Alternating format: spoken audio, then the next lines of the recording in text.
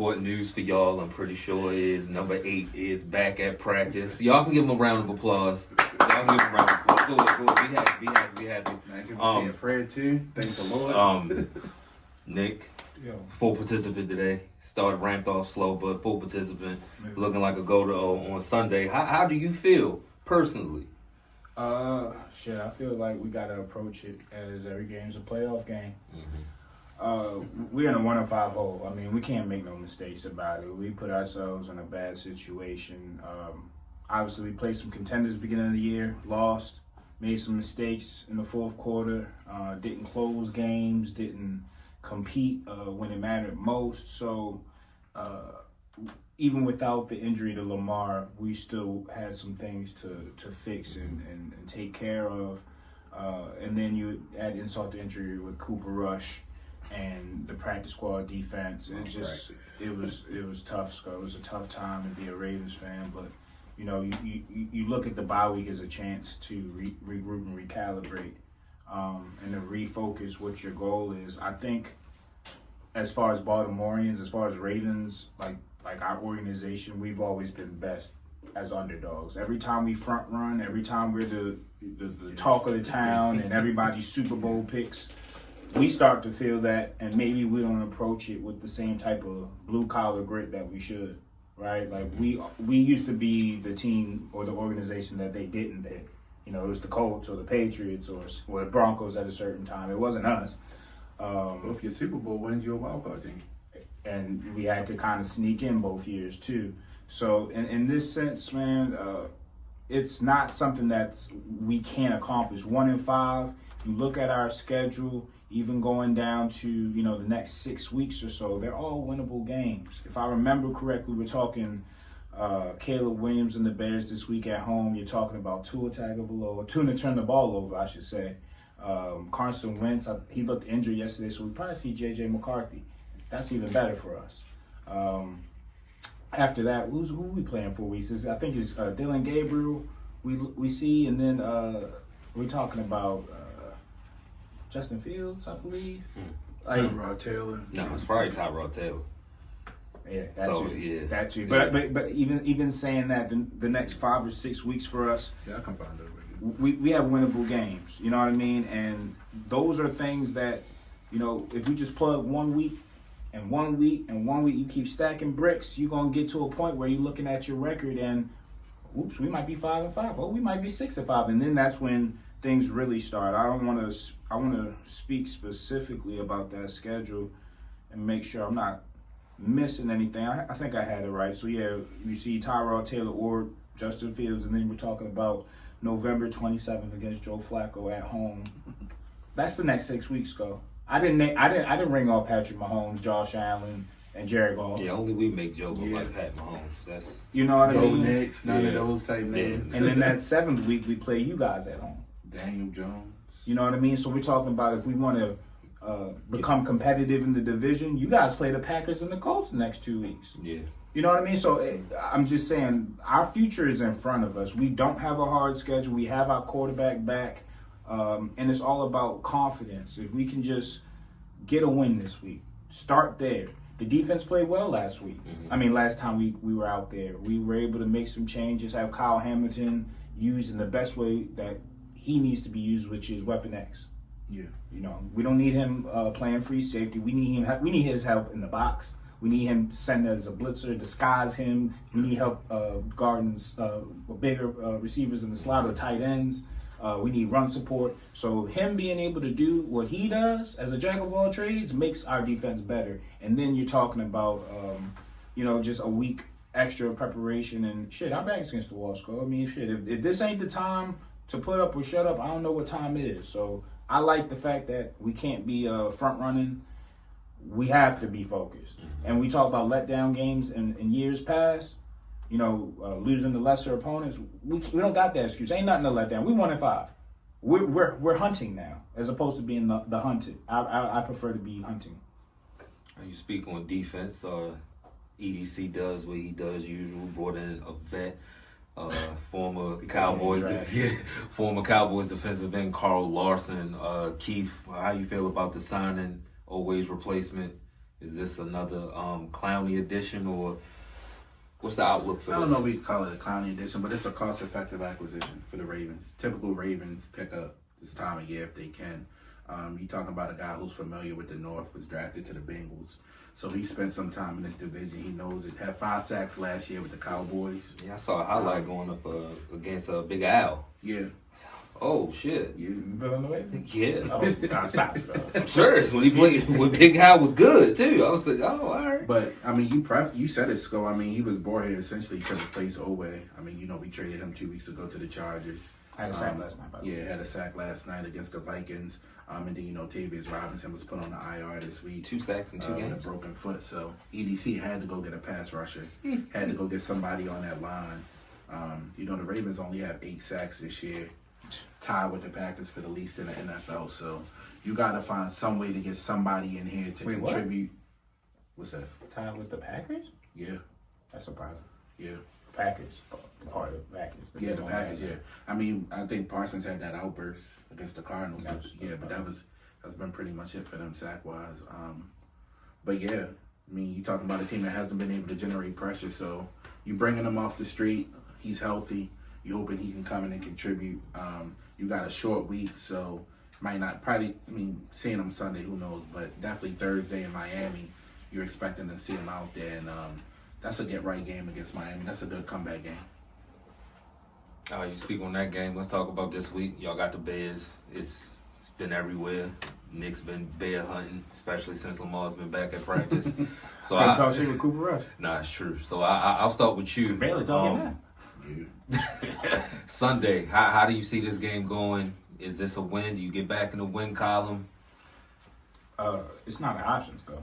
Yeah. It's a must-win. You know what I mean? Yeah. Like it's one of those situations where you better win, right? If you don't, it's time to discuss something because, I don't think the Bears. I do believe that the Bears are on the right track. I do like Ben Johnson. I don't like Caleb Williams, but I acknowledge that he's talented. Yeah. But if you look at the Bears and who they beat, they haven't beat anybody. And they have defensive troubles the same way we've had this defensive troubles. The only difference is they don't have the names that we have. We have guys that have a track record of playing well and success. I wouldn't say that they have the same caliber of personnel on that side.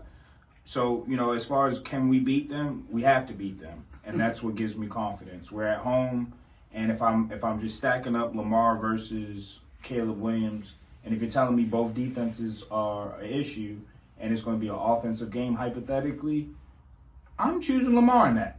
Me personally, I'm not putting. I do acknowledge Ben Johnson, but I also acknowledge a 2-time MVP. Mm-hmm. So That's fair. and then Derrick Henry too, Pat Ricard. We'll see how it goes. Oh, you got Pat back. Okay. 6 offensive. Okay, 6 offensive linemen. I mean, you talk about the Bears defensively. I mean, they're 28th against the run. So what that says to me, you saw Derrick Henry last game. They finally gave him a full course meal. I believe he had 24 carries, his most on the year, 122 yards on the ground. So if I'm the Ravens, I'm looking to go in and pound the ball Sunday against a defense that has shown that they cannot stop the run. Now, on the other hand, they can run the ball. They can run the hell out the ball. I mean, 367 yards over the last 2 weeks rushing the ball. You're really starting to see Ben Johnson's imprint on this team, similar to what he did with the Lions. That's what he came in and did. They run the ball. The rest of that, it'll open up the play action and pass game for Caleb Williams. And that's ultimately what they want to do, is get him out on the boundary, get him moving, have him make them throws on the run. I mean, this bad team's improved. They 4-2. This is a 5-win team last year. So they 1 win away from what they were last year. So I'm expecting a team that's going to come in and compete. Now, 6.5 points a lot. Maybe not. I mean, when you got 8 back there, I just think that's the ultimate. That's the cheat code. Like, the Ravens can go out and win any game. Like, the Ravens have pulled off 8-9 wins with Lamar as our quarterback. We've rolled these wins off against better competition. So when I look the next month and a half, go get it. I mean, you could be walking into that game on Thanksgiving Day in a real good position in the North. So it's there for the taking. I mean, you look at the schedule with the Steelers. Who knows what they'll look like? We'll talk about them in a little bit. But Lamar's 24-5 against the NFC all-time. Didn't look good against the Lions. on Monday night, obviously, but this ain't the Lions. So I definitely think it's a game the Ravens can get. We got to force some turnovers, though. We got to. Got to force turnovers. Caleb will give you a shot, but also you talked about plays on the boundary. That's what makes him different, and he embraces those moments of creativity. Yeah. So we gotta have some plan for that because the longer he extend plays, the longer we gotta cover. Yeah, that was gonna be. Bring his ass down. I'll be Keys for a little bit, because he was cynical last time we talked. So I'll just step in and be cynical. It's natural for me. You better be cynical, because we coming for you. Pardon? Yeah, that's you cool. Pardon, Scott? No, you'll see. All the faith in the world in 8, right? But 8 don't play defense. So I'll say this: Zach Orr against Ben Johnson. You mentioned how Caleb loves to create. Y'all don't get sacks. Nnamdi is still y'all leading sack. So I do think if you don't get the pressure, and they do have weapons, Roma Dunze, they have to get him more involved. As of late, he started off the season high. As of late, they haven't really got him the ball. You get Roma Dunze the ball. They do have DJ Moore, Swift. I do think it can be tricky because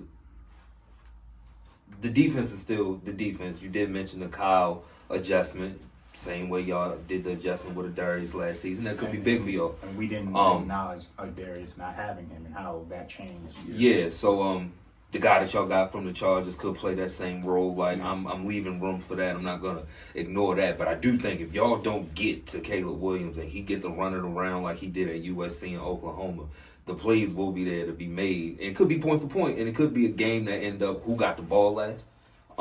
And you know, you don't have Justin Tucker. Loop is pretty good, but it's not Justin Tucker. Let's dive into the nail polish. I mean, listen. Yeah. Week 1, they lost by 3 to the Vikings, right? Yeah. That was the J.J. McCarthy Vikings. Yeah. Yeah, he let and they walked him down. Yeah, they walked him down. Yeah, they shouldn't have lost that game. Yeah. He could barely complete a pass. Yeah. Detroit, 52 to 21 loss. Yeah, that was BTA. Beat Dallas. Yeah. Right? So that was a decent win, but Dallas is a team with a hard, just as bad defense. Yeah, that defense is horrible. Beat Las Vegas and Geno Smith by 1 point. Yeah. You beat the Commanders, which was a good win, but I think Jaden Daniels has been banged up all year, right? And I mean, they had that fumble.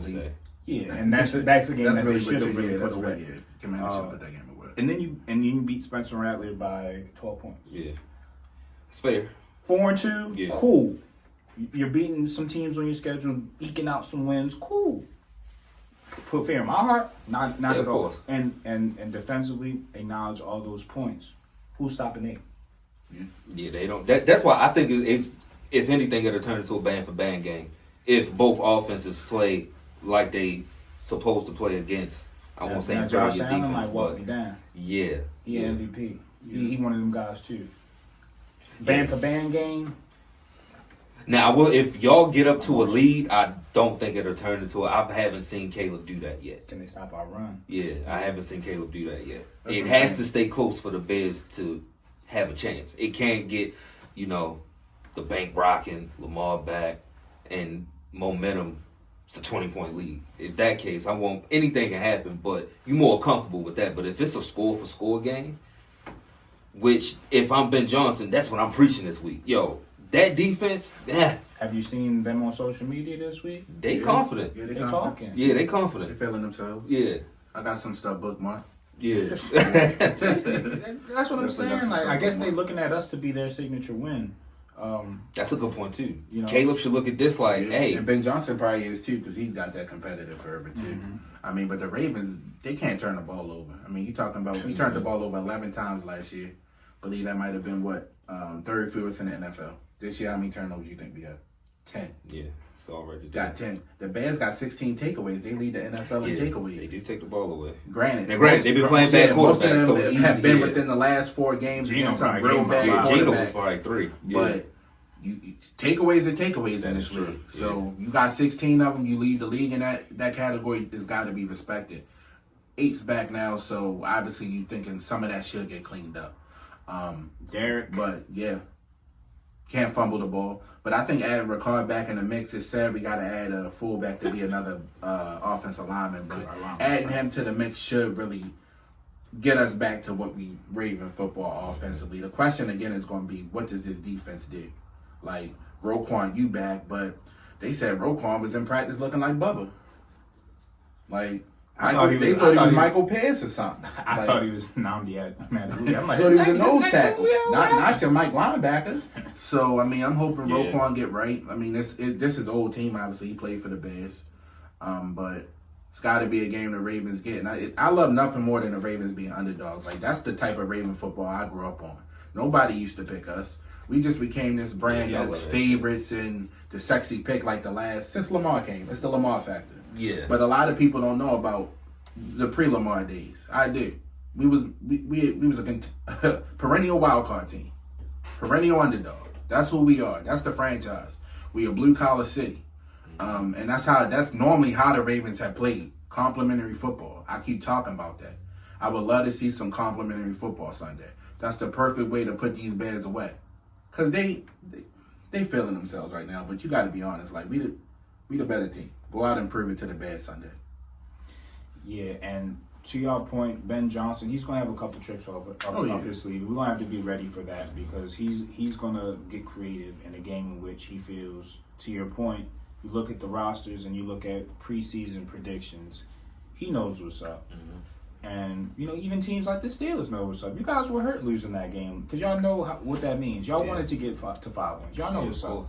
So we just got to prove it to ourselves at this point, and it just takes a win. As far as anything, as far as defense is concerned, I totally agree. And the lack of pressure is a problem because you don't know where it's going to come, and it has to be too manufactured. But I will say, hold on to the ball, as Keith said. Just add a couple more punts to our games. Two or three more drives that result in punts or turnovers. Just get off the damn field or touchdowns becoming field goals. And they did that versus the Rams. For the first time, I was like, damn, we can get off the field. I can only imagine if 8 was on the other side to take the ball. It's different when Cooper Rush again. They were flying toward the ball. They were playing physical. I'm like, this is what I remember. I don't remember the finesse Ravens that were getting dragged 30 yards on run plays. Like, that just was, I don't know what that's like, Scott. You're not going to tell me Matt Abuki was that much of the heart of this defense that they can't stop the run all of a sudden. Like, come on. That makes no sense. Yeah. We gotta do something, Scott. Who, in your heart of hearts, what do you think happens? Being that you want us to lose, but... Yeah, I do. I really do. I really do. That'll make not last Thursday, 10 days ago, a little even if y'all do lose. Nigga paint his nails, Scott? He from Maryland, right? Like, home team? Like, can I get that off? He from Pretty Girl County, all right? Nah, I honestly think that just having 8 back, Pretty Girl County. I think having 8 back is going to do a lot for everybody on that team. When confidence. Yeah, it's when you got a substitute teacher, you don't take class serious. You got enough. Yeah, you don't take class serious when you got You're acting like Zay did last game too, fumbling them, just trying to out of it. You out of it mentally. You're not paying attention. When you got 8 back, it's a seriousness that comes with your general. Going about your job. So I do think that's going to play a big part. So I do want y'all to lose. I do think the Bears can move the ball on y'all defense, but I think 8 it's more possessions. It's more possession. Your defense see 8, you want to go get him the ball back. You see Cooper Rush, it's just a bunch of what we going to this game? There's no way you walk into pregame thinking we can win this game with Cooper Rush. Yeah. Even with Tyler Huntley, you got a better chance with Tyler. But even with Tyler Huntley, it's just a different. I'm still So that pregame, the crowd. Against a defense that can't stop the run. If they can't stop the run. With Lamar and Derek, let's get back to what we did. Yeah. And if I'm 8, I was about to say if I'm 8, I'm testing this hamstring. I'm good. I'm good. Let's run. We got to play in 3 days. No, let's run. Chilling, bro. Oh, fuck that. Let's run. Home in Miami when you go there in 3 days. Fuck that. Let's run. Let's run this shit. So, but yeah, I do think y'all will win. I think it's gonna be a close game. I think it's going to be a close game. Maybe until the end, you might get a Caleb mistake that y'all capitalize on, but I think it'll be a close game overall, and y'all will win probably 28-24. Can we get some special team contributions? Yeah, complimentary football. That's all I want to see. You put any stock to Harbaugh being 14-3 post bye heading into this weekend? I put more stock into the fact that that is a good thing too. I mean, teams are prepared, but I just put most of the stock in just being desperate. Like being like back against the wall, it is no way you can come out and not be aggressive. Like coming out flat would be fireable in my opinion. Yeah. You know, so we'll see how the first quarter quarter goes. goes. It's a playoff game. You gotta essentially coach it like For that first drive, I want Derrick Henry and Lamar getting busy. I ain't gonna hold you. Yeah. We need to be smash mouth that first drive. We gotta prove a point to ourselves and our fans. Let them know we here. Yeah. Oh no, I wouldn't be me if I didn't act. Hypothetically, on the other side, if this game don't go, what's the conversation now? Now you 1-6. You still got the teams on the Monday, but your schedule's still your schedule. But you do want to get off to a win. But at 1-6, you're really looking at Mount Everest. I would feel deflated if Lamar comes back and we lose to the Bears of all teams. Yeah. For the reasons I mentioned, 4-2 is cool, but the context behind it, I don't think they're a real 4-2 team. You know what I mean?